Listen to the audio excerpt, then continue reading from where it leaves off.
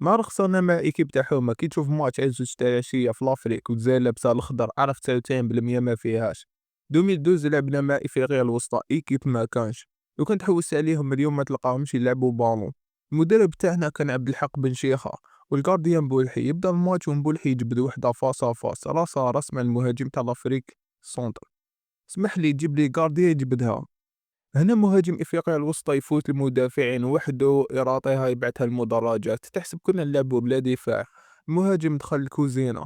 هنا كرة خلف المدافعين، ما على باليش اذا فيها تسلل ولا لا لا. ما على بالي حاجة وحدة، غزال اسمح لي وين راهي البارة منا ومن المنهى. هادي لو كان نجيب شيخ بالعكازات يماركيها.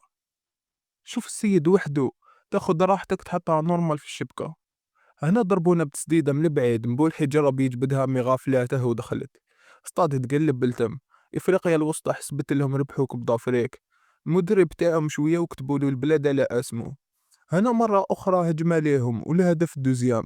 والسيد خلاص راح يجري يشري كوستيم باش يدير بالون دور. هنا صفر الاربيت وخلاص الماتش. شكون تفرج هاد الماتش في وقته؟